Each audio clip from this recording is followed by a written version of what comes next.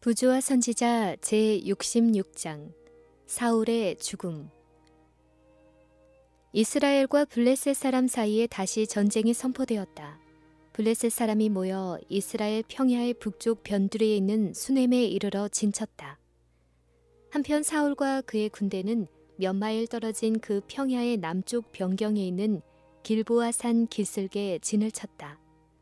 기드온이 그의 군사 300명을 거느리고 미디안 대군을 패배시킨 곳이 이 평야이었다. 그러나 이스라엘의 구원자 기드온을 고무시킨 정신은 지금 왕의 마음을 움직이고 있는 정신과는 완전히 달랐다.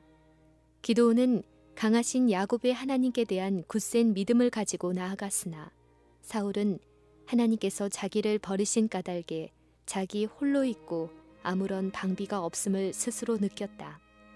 그는 멀리 블레셋 대군을 보고 두려워서 그 마음이 크게 떨렸다. 사울은 다윗과 그의 군대가 블레셋 사람과 함께 있음을 알고 이 세 아들이 이 기회를 이용하여 자기가 당한 학대에 대하여 보복할 것이라고 생각하였다. 왕은 몹시 괴로워하고 있었다. 자신의 충동적 감정이 그로 하여금 하나님이 택하신 자를 멸하도록 박차를 가하여 온 나라를 매우 큰 위험에 휩쓸리게 하였다. 왕은 다윗을 추격하기에 열중한 나머지 나라의 방비를 소홀히 하였다. 블레셋 사람들은 이 무방비 상태를 이용하여 이스라엘 나라의 중심부까지 침투해 들어왔다. 이와 같이 사단은 사울을 강권하여 다윗을 추격하는 데 모든 정력을 기울이게 해서 다윗을 멸하도록 하는 한편 그와 동일한 악의에 찬 정신은 블레셋 사람을 선동하여 사울을 멸하고 하나님의 백성을 넘어뜨릴 기회를 포착하게 하였다. 지금도 대원수 마귀는 얼마나 자주 동일한 정책을 쓰고 있는가. 그는 어떤 성화되지 않은 자의 마음을 움직여 교회 중에 시기와 다툼에 불을 붙여놓은 후에 하나님의 백성의 분열된 상태를 이용하여 그의 대리자들로 하여금 그들을 멸망시키게 한다. 다음날 사울은 블레셋 사람과 전투를 벌여야 했다. 절박한 운명의 그늘이 그의 주위를 어둡게 하였고 그는 도움과 지도를 갈망하였다. 그리고 그는 하나님의 권고를 구하였으나 헛된 일이었다. 여호와께서 꿈으로도 우림으로도 선지자로도 그에게 대답지 아니하셨다. 여호와께서는 성실과 겸손으로 당신에게 나오는 자는 한 영혼이라도 결코 버리시지 않으신다. 왜 여호와께서는 사울에게 외면하시고 대답지 아니하셨을까? 왕은 자신의 행위로 인하여 하나님께 나아가는 길을 박탈당하고 말았다. 사울은 선지자 사무엘의 권고를 거절하고 하나님의 택하신 다윗을 추방하였다. 그는 또 여호와의 제사장들을 살해하였다. 그가 하늘이 제정한 교통의 통로를 차단하고도 하나님의 응답을 받으려고 기대할 수 있었을까? 그가 은혜의 성령을 멀리 떠나 범죄하고도 여호와께로부터 꿈이나 계시를 통하여 응답을 받을 수 있었겠는가? 사울은 겸손과 회개로 하나님께 돌아오지 않았다. 그가 갈망한 것은 죄에 대한 용서도 하나님과의 화해도 아니요 오직 그의 원수에게로부터의 구원이었다. 그는 자신의 완고와 반역으로 스스로 하나님과 절교하였다. 회개와 참회의 길밖에는 되돌아갈 길이 없었으나 교만한 군주는 고통과 절망 중에 다른 근원에서 도움을 구하기로 결심하였다. 그리하여 사울은 종들에게 나를 위하여 신접한 여인을 찾으라. 내가 그리로 가서 그에게 물으리라 라고 말했다. 사울은 강신술의 성질을 잘 알고 있었다. 여호와께서 직접 강신술을 금하셨고 그 거룩치 않은 술수를 행하는 자들에게는 모두 사형을 선고하였다. 사울은 사무엘이 살아있는 동안에는 모든 박수와 신접한 자를 죽이라고 명령했었다. 그러나 이제 그는 성급히 자포자기하여 그가 가증한 것으로 정죄하였던 그 접신자에게 의지하였다.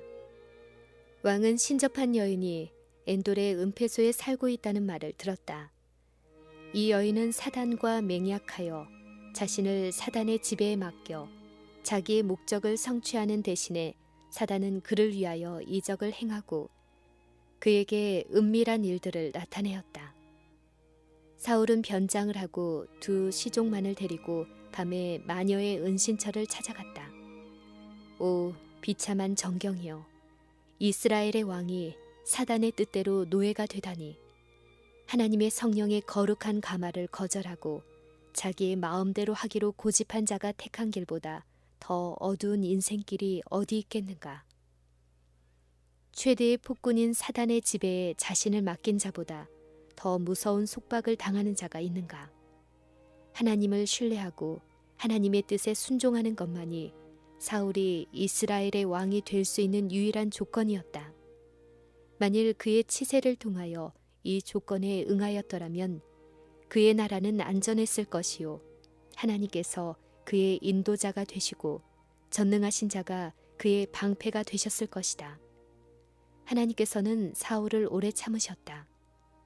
비록 그의 반역과 완고는 그의 마음속에 거의 하나님의 음성을 침묵시켰으나 아직도 회개할 기회가 있었다. 그러나 위기를 당할 때에 하나님께로부터 돌아서 사단의 공모자로부터 빛을 얻고자 하므로 사울은 조물주와 그를 묶은 마지막 줄을 끊었다. 그는 여러 해 동안 그를 괴롭히고 마침내 그를 멸망의 지경으로 몰아갈 악마의 세력에 완전히 지배되고 있었다.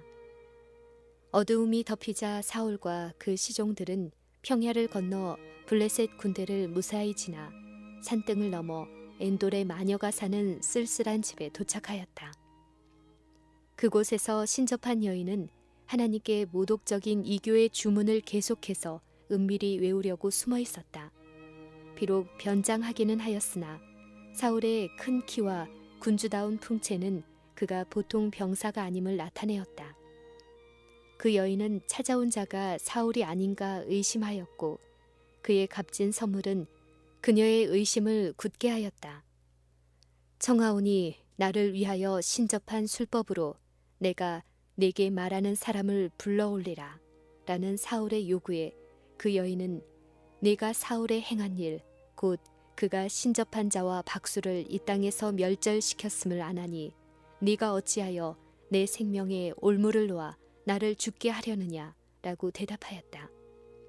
그때 사울이 여호와로 그에게 맹세하여 가로되 여호와께서 사시거니와 네가 이 일로 벌을 당치 아니하리라. 그 여인이 내가 누구를 내게로 불러올리랴 라고 말할 때에 사울은 사무엘이라고 대답하였다.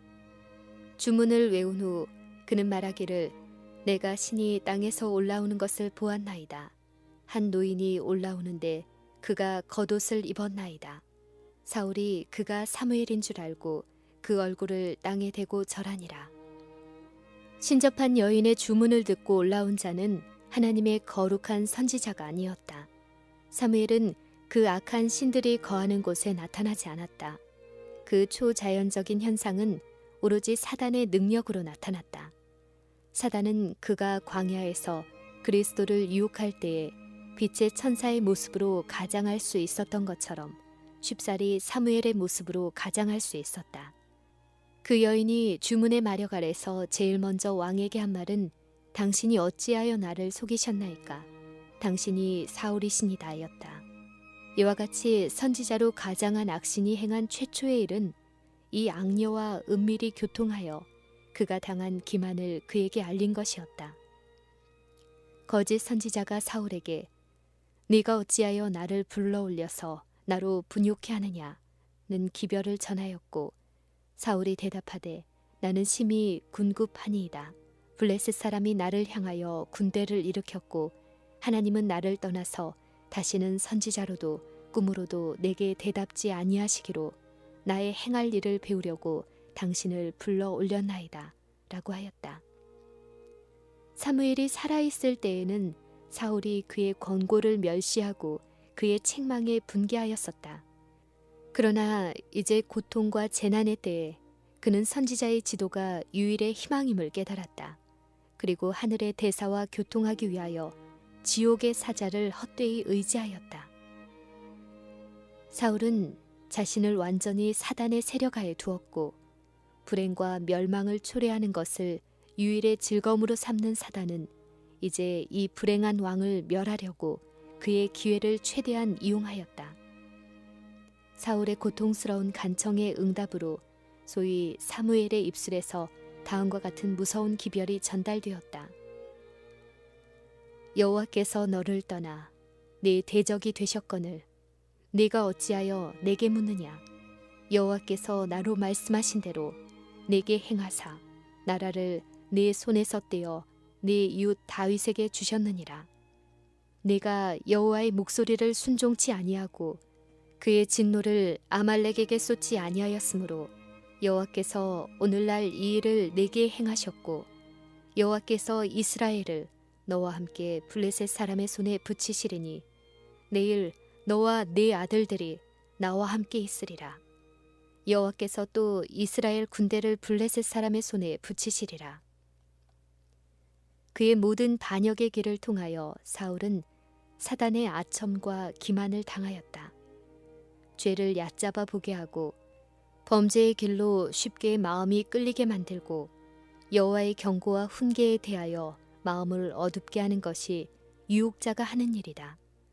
사단은 그의 매혹하는 능력으로 사울로 하여금 사무엘의 책망과 경고를 무시하고도 자기 자신을 정당화하도록 하였다. 그러나 이제 사단은 궁지에 빠진 사울을 향하여 그의 죄의 흉악함과 용서받을 가망이 없음을 나타내어 그로 자포자기에 빠지게 하였다. 그의 용기를 꺾고 그의 판단을 혼란시키고 그로 절망과 자멸에 빠지게 하기 위하여 그보다 더 좋은 방법은 없었다. 사울은 피로와 단식으로 쇠약하였고 공포와 양심의 가책에 휩싸였다. 이 무서운 예보가 그의 귀를 울렸을 때 그의 몸은 태풍에 흔들리는 참나무처럼 흔들렸으며 그는 땅에 엎어졌다. 무녀는 크게 놀랐다. 이스라엘의 왕이 죽은 사람처럼 여인의 앞에 쓰러졌다. 그가 그녀의 은신처에서 죽을 것인가? 그렇다면 그 자신에게 어떤 결과가 돌아올 것인가? 무녀는 일어나 왕에게 음식을 먹도록 탄원하고 그녀가 생명의 위험을 무릅쓰고 왕의 소원을 들어준 이상 그도 그녀의 요구를 들어야 한다고 간청하였다. 그의 종들도 함께 간청하여 사울은 마침내 허락하고 그 여인은 급히 준비한 살찐 송아지와 무교병을 그의 앞에 차렸다. 조금 전만 해도 운명의 말이 메아리 치던 무녀의 거친 동굴 속 사단의 사자 앞에서 이스라엘의 왕으로 기름 부음을 받은 자가 그날의 치명적 싸움의 준비로서 그곳에 앉아 음식을 먹다니 이 얼마나 이상한 광경인가. 날이 새기 전에 사울은 그의 시종들과 함께 이스라엘의 진영으로 돌아와 전쟁 준비를 갖추었다. 흑암의 신의 조언으로 사울은 자신을 멸망시켰다. 절망적인 공포에 억눌려 있었으므로 그의 군대에게 용기를 고취시키는 일은 거의 불가능하였다. 능력의 근원에서 떨어진 그는 저희 조력자로서 하나님을 바라보도록 이스라엘의 마음을 인도할 수 없었다. 그리하여 악마의 예언은 성취될 것이었다. 수넴 평야와 길보아산 비탈에서 이스라엘 군사와 블레셋 대군이 죽음의 전투에 접근하였다. 엔돌의 동굴에서 본 무서운 광경이 그의 마음에서 희망을 모두 몰아내었으나 사울은 목숨을 아끼지 않고 용맹스럽게 그의 보좌와 그의 나라를 위하여 싸웠다. 그러나 헛된 일이었다.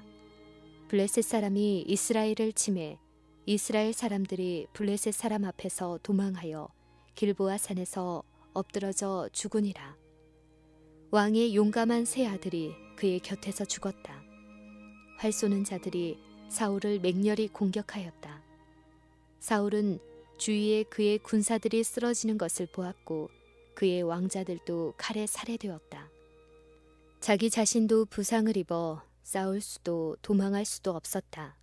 도주가 불가능하다는 것을 알고 블레셋 사람에게 생포되지 않기를 결심하고 사울은 병기든 자에게 내 칼을 빼어 나를 찌르라 라고 명하였다. 그 사람이 손을 들어 여호와의 기름 부음을 받은 자 치기를 거절할 때에 사울은 그의 칼 위에 엎드러져 죽었다. 그리하여 이스라엘의 처음 왕은 죽었고 자기 영혼에게 자살의 죄를 범하였다. 그의 생애는 실패의 생애였고 그는 절망 가운데서 불명예스럽게 죽었으니 이는 그가 자신의 괴팍한 뜻을 세워서 하나님의 뜻을 대적한 까닭이었다. 패배의 소식은 사방에 퍼져 모든 이스라엘 백성들의 마음에 공포심을 일으켰다. 백성들이 성읍에서 도망하였으므로 블레셋 사람들은 아무런 저항도 받지 않고 성읍을 탈취하였다. 하나님을 떠난 사울의 치세로 그의 백성은 거의 파멸되었다. 싸움이 있은 그 다음날 블레셋 사람들은 죽은 자에게서 약탈하려고 전쟁 마당을 찾아 헤매다가 사울과 그의 세 아들의 시체를 발견하였다. 그들은 저희 승리를 완성하기 위하여 사울의 목을 자르고 그의 갑옷을 벗겨 피를 뿜는 그 머리와 갑옷을 승리의 기념물로서 자기들의 신당과 백성에게 알리기 위하여 블레셋 사람의 땅으로 보냈다. 갑옷은 최후로 아스다롯의 집에 두고 머리는 다곤의 신전에 박아두었다. 그리하여 승리의 영광은 이 거짓 신들의 능력에 돌리고 여호와의 이름은 모욕을 당하였다. 사울과 그 아들들의 시체는 길보아 산에서 멀지 아니하고 요단강에서 가까운 성읍 벳산으로 끌려갔다. 그곳에서 이 시체들을 사슬에 매달아 두어 맹금들이 뜯어먹게 하였다. 그러나 용감한 길르앗 야베스 사람들이 사울이 그의 치세 촉이 곧 강성하던 시절에 저희 성읍을 구원한 일을 기억하고 이제 왕과 왕자들의 시체를 구출하여 명예로운 장사를 지내주므로 그들의 감사를 표시하였다. 그들은 밤에 요단강을 건너 사울과 그 아들들의 시체를 벳산 성벽에서 취하여 가지고 야베스에 돌아와서 거기서 불사르고 그 뼈를 가져다가 야베스 에셀나무 아래 장사하고 7일을 금식하였다. 그리하여 40년 전에 행한 고상한 행위는 사울과 그의 아들들로 하여금 패배와 치욕의 어두운 때에 친절과 동정의 손으로 장사 지냄을 받게 하였다.